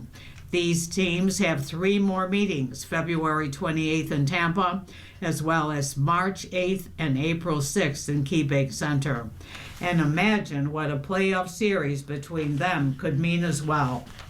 Are the Sabres overmatched? Hardly. Probably only on the power play, and even there, the man advantage that produced Josh Doan's go-ahead goal in the third period might have been their single best opportunity of the season when you consider the time, situation, and opponent, as well as Buffalo's puck dominance in the offensive zone. The Sabres were off Wednesday and Thursday. Game against the Penguins in KeyBank Center should feel like a celebration on multiple levels. It will start with a pregame ceremony to honor Tage Thompson and Rasmus Dahlin in their final home game before heading to the Olympics. You feel for Ukko-Pekka Luukkonen, whose injury last week in Toronto will prevent him from going to serve Team Finland. Luukkonen was selected on the merit of his play over the last couple of months after his season started slowly and he was wondering if his Olympic hopes were toast. It turned out they weren't, but Sabres GM Jarmo Kekalainen, who is also on Finland's team leadership and the organization as a whole, made a prudent call on having Luukkonen stay home. He needs to be healthy, and he was going to see limited minutes in Italy, as Nashville's Juuse Saros is likely the bulk of the time in net for the Finns. The game itself should be fascinating. The Sabres and Penguins haven't seen each other since the night before Thanksgiving, a 4-2 Pittsburgh win in PPG Paints Arena. And obviously, a whole lot of things have changed around here since then. The Penguins are finding the fountain of youth under first-year coach Dan Muse and are battling the New York Islanders for second place in the Metropolitan Division. The Sabres, meanwhile, are 21-4-2 in their last 27 games, a stunning swing of a season rarely seen in NHL history. They're playing at a 102-point pace for the season, which could make them a lock to snap the internal playoff drought that stretches to 2011. A top 3 finish in the Atlantic Division would give the Sabres a much more favorable first-round playoff matchup, likely meeting Detroit or Montreal. A wild card finish means a good chance of series against Tampa or Carolina, where Buffalo has not won since 2016. The Sabres entered Wednesday's play 7 points inside the playoff cut line, which is a good deal of breathing room inside the final 30 games of the season. But they need to continue to push when the Olympic break ends, and let's not forget that they open the post-Olympic portion of games on February 25th at New Jersey, and then do another Florida-Tampa back-to-back on February 27th and 28th. So enjoy Thursday night, because you're not going to see this team in town for a while. Enjoy one last look at the thrills of Dahlen and Thompson, the where did this come from play of Matthias Samuelsson, who is now up to 11 goals. Revel in the nose to the grindstone work from Doan, the puck thievery of Alex Tuch and Ryan McLeod, a shot block and bone-crunching hits from Beck Molestin, the yeoman's work on defense by Bowen Byram and Owen Power, the saves of Luukkonen and Alex Leon, who might be the best free agent in addition any team in the NHL last summer. You can't make trades during the Olympics, but Kekalainen has to be wondering what tweaks might be coming going into the trade deadline in March. And we know he's still working on getting Tuch signed to an extension. This has the look of a special season with a special spring ahead. You just wonder how a long break is going to impact things. You hope there's no injuries in Italy. Ultimately, you have to be ready to play again February 25th. Salute the Sabres on Thursday night for what we've seen the last 2 months, and keep the eyes on the prize moving ahead. Hollins, Bills didn't value him anymore. Despite injury-marred season, Bills to maintain strength conditioning staff. This is by Catherine Fitzgerald, is a news staff reporter. The Buffalo Bills season was marred by injuries, and a particularly high number of those occurred during practice. But Bills general manager and president of football operations Brandon Beane is expecting fewer injuries next season with a new head coach, Joe Brady. I think the alignment and the collaboration that Joe and I have, let's say, with Nate Bresky, head athletic trainer, Joe Collins, director of sports performance, and Will Greenberg, head strength and conditioning coach. That's a three-headed monster that kind of is player performance for us. The three-headed monster of player support staff is staying, being confirmed. Greenberg served in his first year in that role after the Bills moved on from previous head strength and conditioning coach Eric Ciano last season. The injuries, however, started early. Through the first 9 games of the season, the Bills lost 25 players and a total of 95 player games to injuries. That included 4 players who missed all 9 games from training camp or preseason injuries. Kicker Tyler Bass, hip groin. Defensive tackle Dwayne Carter, Achilles. Offensive lineman Tylen Grable, concussion.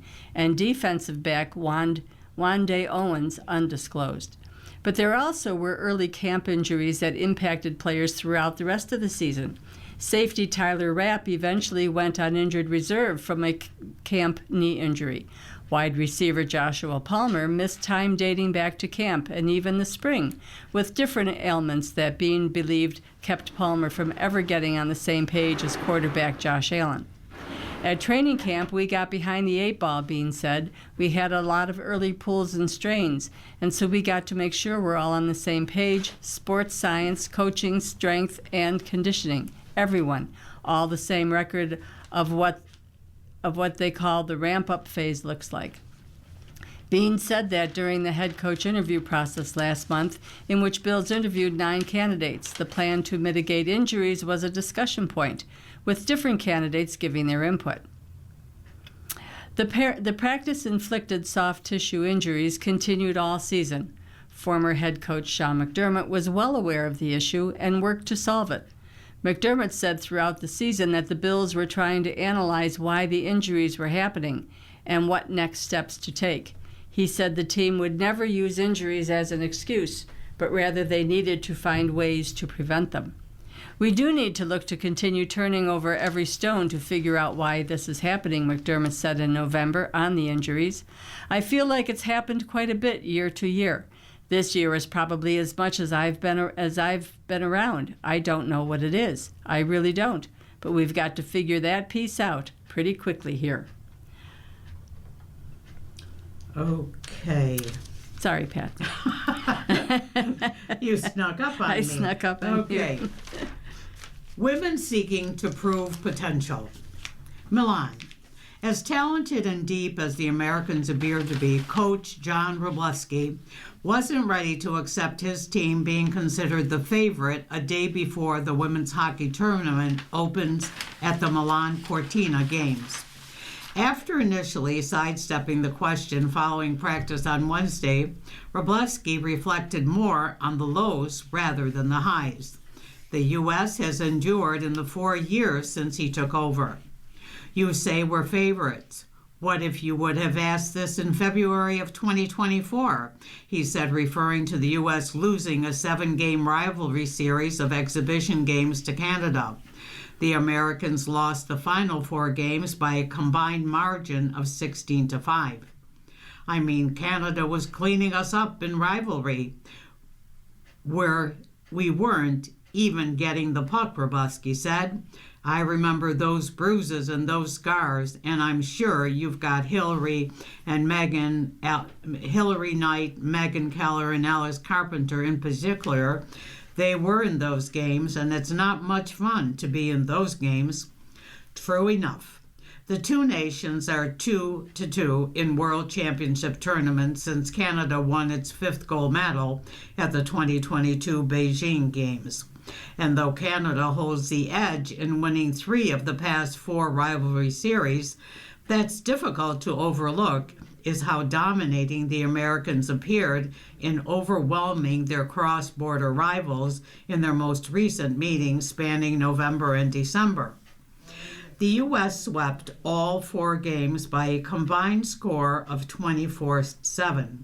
That included 10-4 win in Game 3, which marked the most goals Canadian women have ever allowed in international play.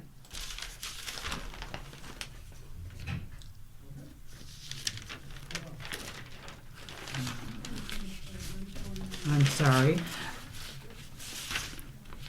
Though the Acceleration Series generally isn't an indicator on how 2 global powers fare in international competition, the sweep raised eyebrows over a potential shift in power favoring the Americans. I don't know, you tell me, said U.S. Captain Hillary Knight, who will be making her 5th and potentially final Olympic appearance. It's a clean slate every time you get to a tournament. You have to work hard. The U.S. opens Group A play facing Czechia on Thursday in a 4-game preliminary round schedule that closes with a showdown against Canada on Tuesday. And it's more than likely the two nations will meet yet again in the gold medal match on February 18th. Led by Captain Marie-Philip Poulin, Canada returned 16 players returns to 16 players from the team that set numerous scoring records and finished 7-0 in dominating the 2022 Beijing Games. The U.S. roster, by comparison, has been transformed by a youth movement. Only 11 of 23 returned from 2022 on a team featuring 7 players yet to complete their college careers. You're listening to a reading of today's news on the Niagara Frontier Radio Reading Service. The time is 29 minutes after the hour. And now let us see what kind of advice Eric is providing today. Dear Eric, I'm a 73-year-old female who happily maintained a friendship I made my freshman year in college. 2 years ago, I noticed changes in my friend's ability to carry on conversations and her lack of awareness of current events. After COVID's isolation, she and her husband seldom left the house, and her husband spent more time on his computer. My friend's calls to me became more frequent and repetitive, even though she had no news or reason to phone. She repeated the same 3 or 4 stories, and often within 5-minute span. I expressed my concerns about cognitive issues to her. She proudly reported that she was especially healthy, took no medications, and came from a family who lived long lives. She thought she was fine. We have always lived in different states, so I reached out to a niece and expressed my concerns about her aunt. The niece phoned her and said I made contact to check up on her. Her niece sent me a text that she spoke with her aunt and she seemed just fine. The anger from my friend in interfering in her life was vitriolic. I have my own mental health concerns and could not deal with the drama. I blocked contact, leaving behind a 54-year friendship. Did I fail her? Concerned, not interfering. Dear Concerned, reaching out to your friend and to a family member was the right thing. The Alzheimer's Association has a 10-step guide for how to approach a friend or loved one about whom you have memory-related concerns. I refer to it often. Part of that plan involves alerting the friend or loved one to the changes you're seeing and asking if they've noticed the same things.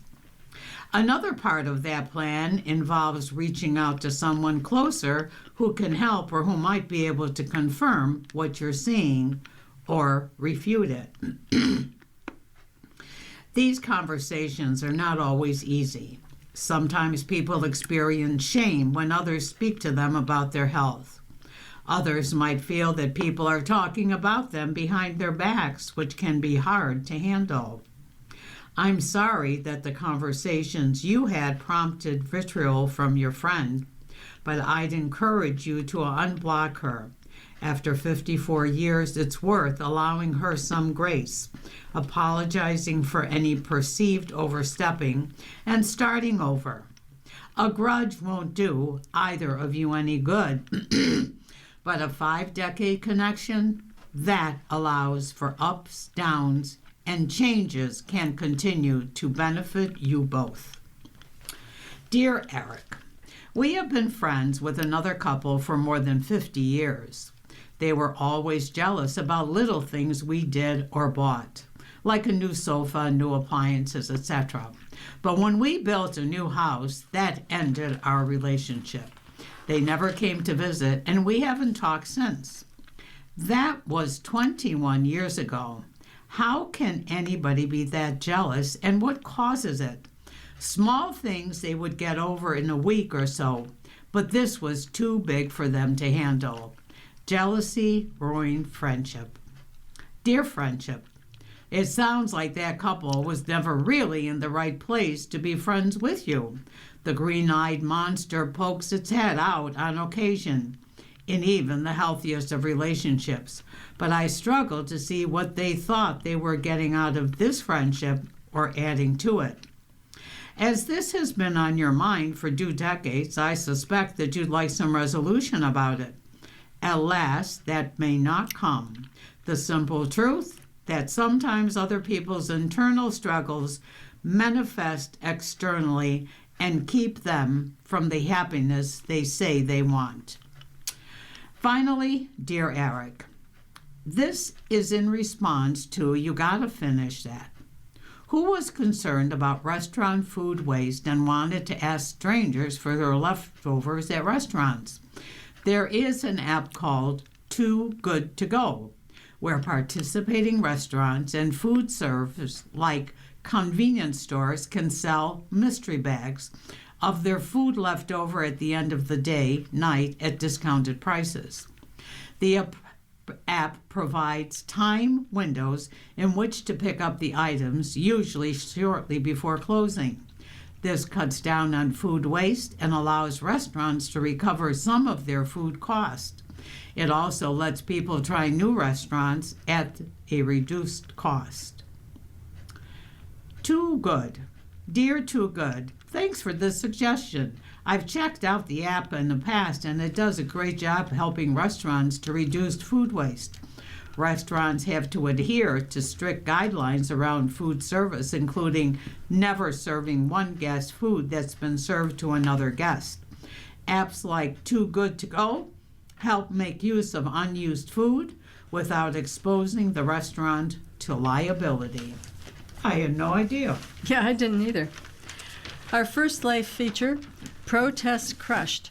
Iran wants to avert U.S. attacks. Iran's supreme leader, Ayatollah Ali Khamenei, crushed the protests that swept across the country last month, but only by unleashing the bloodiest crackdown in his nearly 4 decades in power. Now, with the American flotilla nearby, the 86-year-old Khamenei is trying to avert a potential U.S. attack. He has warned that if President Trump strikes, a regional war will ensue. At the same time, he is allowing Iran to enter negotiations with the U.S. over its nuclear program, reversing his previous rejection of talks. The ferocious suppression of the protests is a sign of how deep a threat Khamenei and Iran's leadership see in a widespread popular anger. Years of sanctions, economic mismanagement, and corruption have gutted Iran's economy, hitting its once large middle class hard. Chants of death to Khamenei during January's protests underscored how economic woes have turned to resentment of clerical rule. Popular discontent is not the only strain. Israeli and U.S. bombardment during last summer's 12-day war heavily damaged Iran's nuclear program, missile systems, and military capabilities. And Iran's network of regional proxies that include Hamas in Gaza and Hezbollah in Lebanon has crumbled in recent years. Still, Iran's domestic crackdown displayed the iron grip that Khamenei and his Revolutionary Guard are capable of imposing.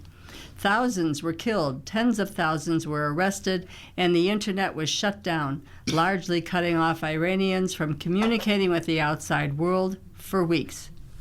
Here's what to know about Khamenei. When he rose to power in 1989, Khamenei had to overcome deep doubts about his authority. A low-level cleric at the time, Khamenei didn't have the religious credentials of his predecessor, Ayatollah Ruhollah Khomeini, the leader of the Islamic Revolution. With thick glasses and a plodding style, Khamenei also lacked Khomeini's fiery charisma. There is a slight difference in the name, by the way.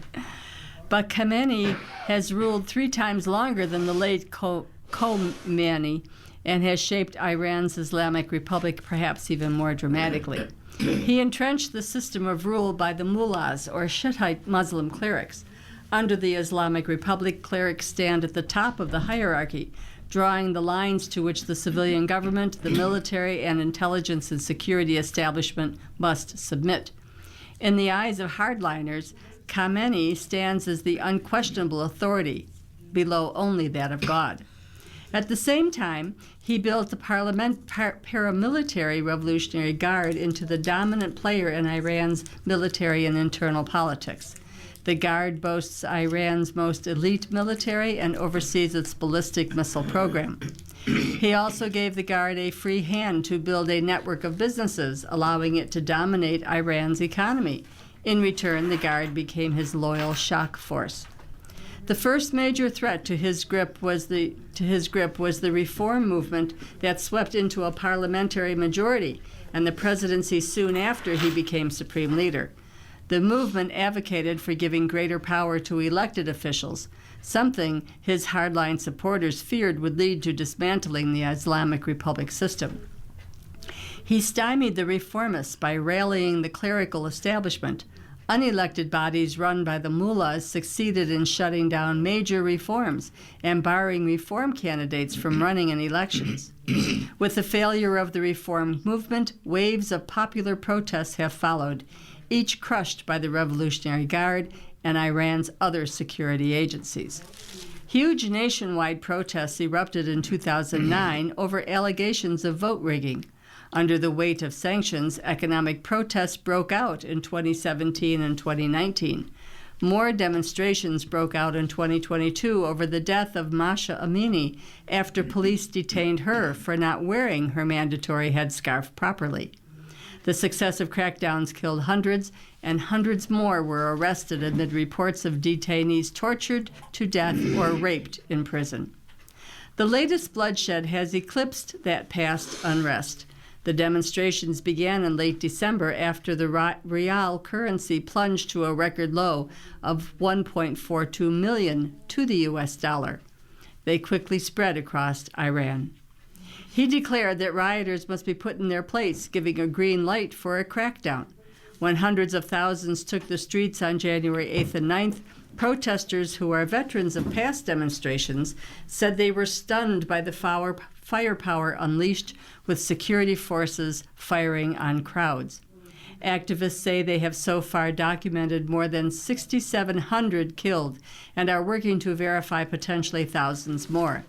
The government has put the toll at 3,100, still higher than past crackdowns. In the past, authorities have sought to diffuse public anger by easing enforcement of some of Islamic Republic's social restrictions or acknowledging economic woes.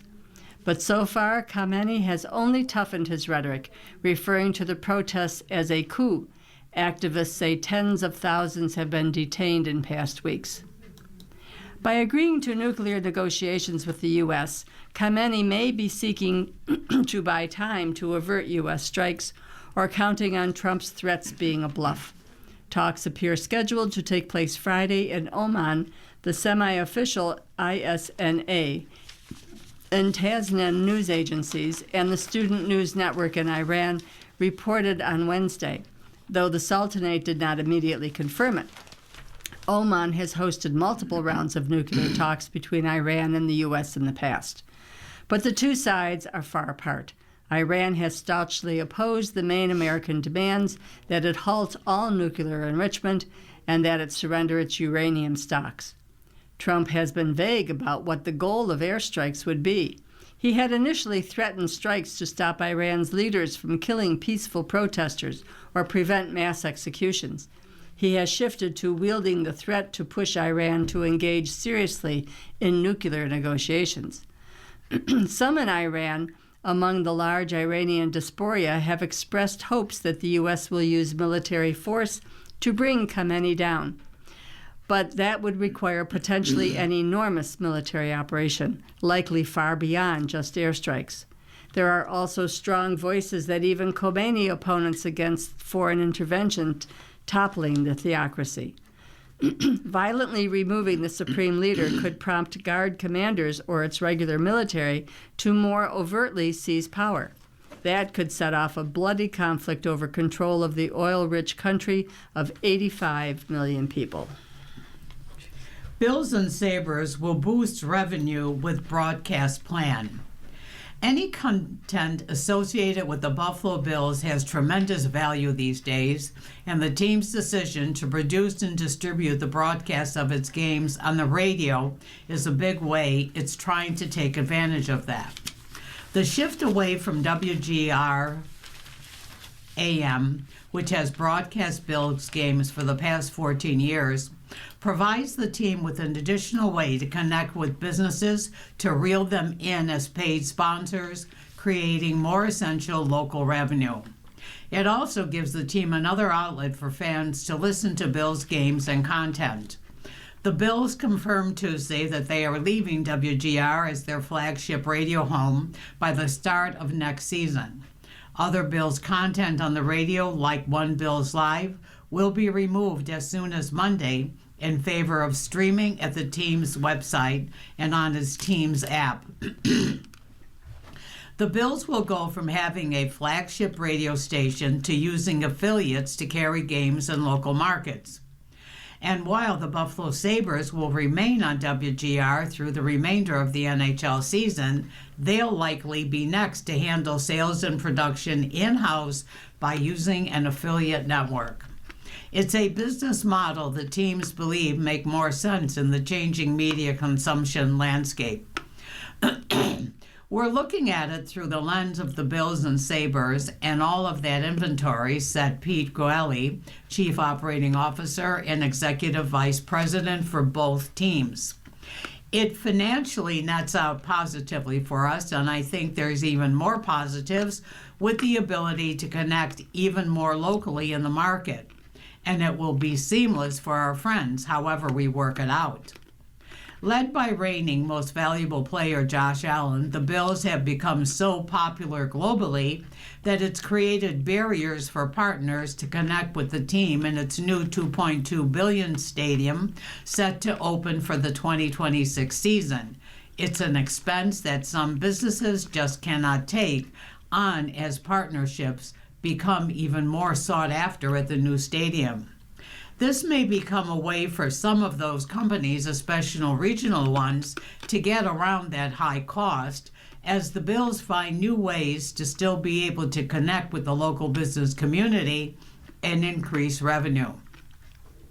Broadcast content partnerships can be packaged up with elements like intellectual property and hospitality to create more relationships that may not bring in as much money, but are still important to the team. The way the NFL has grown and the way the Bills brand has grown, the partnership levels, especially going into the new stadium, are pretty significant, Goelli said. I really like the flexibility this is going to give us to engage more locally.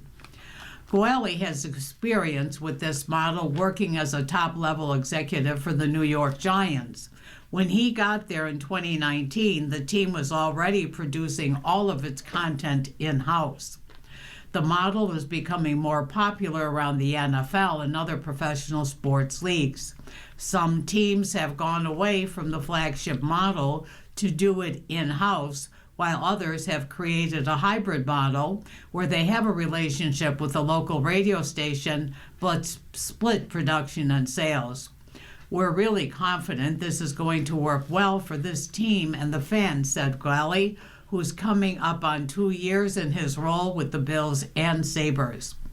With the Bills' contract expiring with WGR, Goelli said the two sides couldn't reach an agreement on terms that made sense for the team, ending the 14-year broadcast partnership. The Bills plan to negotiate a deal with an affiliate network in Buffalo, Rochester, Southern Ontario, and other significant markets for the team to put game broadcasts on local radio while creating more access for fans who can't pick up the broadcast on the radio and now can stream it online. Radio in general still has a place in the distribution landscape, and we're absolutely have an affiliate network that will cover our fans in Buffalo, but we just haven't determined what those outlets will be yet. There's a number of different ways to consume audio content, and we want to make sure we have a model that reflects where things are going. The decision had nothing to do with criticism from WGR radio hosts about either team. Goelli said earlier this year, Bills general manager Brendan Nean made national headlines when he was critical of station radio hosts harping on the team's need for wide receivers. There's also been plenty of criticism of the Sabres and many of the team's decisions over the years as they've struggled through a 14-season playoff drought. I know it doesn't have any impact on decision because I'm the one working on the deal and trying to make the business recommendations that are best for our organizations, Gwelly said. We've really enjoyed our relationship with the folks at WGR, and I've gotten to know a lot of people over there. They've been great to work with. And an article by Alan Pergament. BTPM, that's Buffalo Toronto Public Media, asks FCC for commercial license for WNED-FM. The application of Buffalo Toronto Public Media to the Federal Communications Commission to switch the license of 94,000-watt WNED-FM, that's 94.5, now called BTPM Classical, from a non-commercial station to a commercial station has raised some eyebrows inside radio circles. WNED-FM originated in 1960 as a commercial station, WEBR-FM. Although the potential switch that led to speculation that the station might eventually be put up for sale, a spokesperson said it is currently business as usual.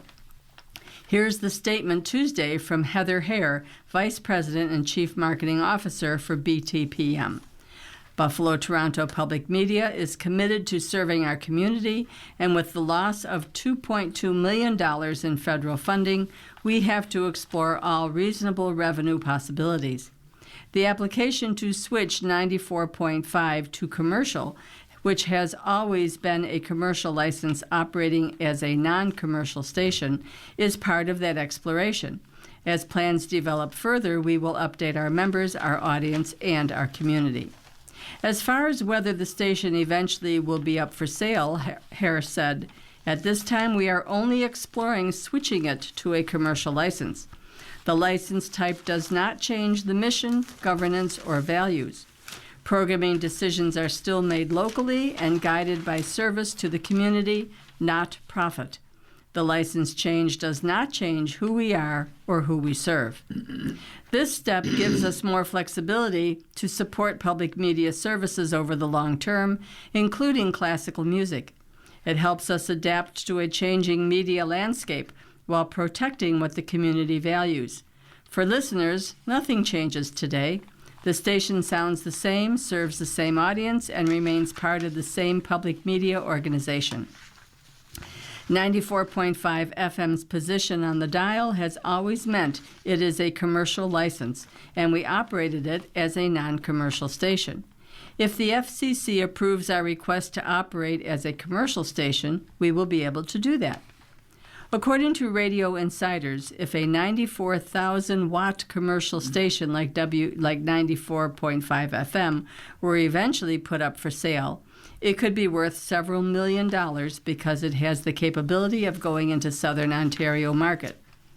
WTSS-FM, a 110,000-watt station known as Star 102.5, was sold in 2023 in combination with a Memphis country station that Audacity owns for $15.5 million to Educational Media Foundation. EMF. EMF is a non-commercial Christian radio group based in a Nashville suburb that owns and operates 1,000 stations and is best known for airing the Christian format music K-Love. And we'll conclude with my view. Weather reporting can be a bit much, submitted by Larry Shiro, who thinks weather reporting might be getting out of hand. It is the middle of winter in western New York. The Sabres are helping us forget the sad end to the Bill season. However, weather season continues. Weather reports dominate the television news locally and nationally. Every day, the weather people have been in front and center of the seemingly endless daily news broadcasts. Sports reports are pushed back to a minimum. In the old days, weather reports consisted mainly of what is the current temperature and conditions of the day. Each station had one or two weather people. Who could forget Tom Jones, the weather outside, or Barry Lillis with his weather magnets? They reported on the forecast for tomorrow and the outlook for the next 5 days. They told us what the National Weather Service reported, a 5-minute weather report, and then on to sports. Today, each local station is trying to outdo each other, each claiming to have the most reliable weather broadcast. How that is determined? Do they keep weather scores? Is there a trophy awarded at the end of the weather season? Basically, each station gives the same report. One local channel gave us 4 zones of weather in western New York. How much difference can there be in the weather that we have that many zones? The region is not that large. That station has now changed to a 2-zone forecast. There is some difference in snow totals between the south towns and the north towns, but the temperatures are not much different, if at all. Watching weather reports on some stations is almost laughable. I'm not laughing at the seriousness of the information, but in the way the weather people report on it. One local station has a guy who is so animated giving his report that I think he is competing for an acting award. His jumping around, flailing hand gestures, and facial expressions are also pretty funny. I call him Tigger. Another weather reader gets in a crouching position and always back and forth to report conditions. He reminds me of a shortstop anticipating a hard-hitting ground ball. We now have a whole lexicon of weather terminology. The more dramatic the verbiage, the better. We have terms like bomb cyclone, polar vortex, bombogenesis. Are these military attack strategies?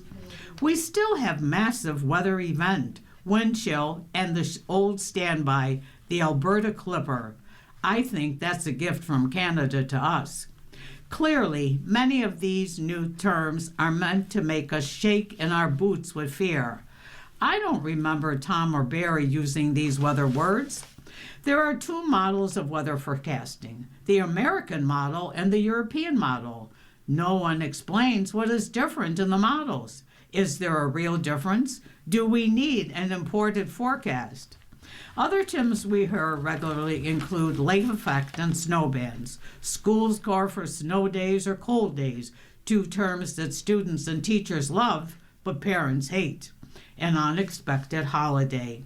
At the end of the day, whether the wind chill is below 0, lake effect snow is falling, there's a polar vortex, or a bombogenesis hits, do as Tom and Barry would say, hunker down, stay warm, and wait 5 minutes.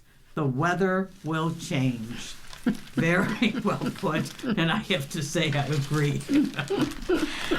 We've been listening to a reading of articles and features from the Buffalo News for Thursday, February 5th. We read the Buffalo News live on weekday and Sunday mornings at 9 a.m. and rebroadcast at 4 p.m. For more information, please call 716-821-5555. Your readers today have been Ruth Nowotniak and Pat Lamont, and thank you for listening. Have a wonderful day and enjoy the weather. If you or people you know shop at any of the Dash's supermarkets, please save Dash's register tapes for radio reading. Our agency receives $2 for every $100 in Dash's register tapes. Radio reading has raised thousands of dollars so far. Anyone can drop off their Dash's tapes to the Niagara Frontier Radio Reading Service at 1199 Harlem Road, Cheektowaga, between William and Clinton Streets. Or Dash's tapes can be mailed to the Niagara Frontier Radio Reading Service at 1199 Harlem Road, Cheektowaga, New York, 14227. Any questions on Dash's tapes for radio reading? Call us at 716-821-5555, and thanks for caring.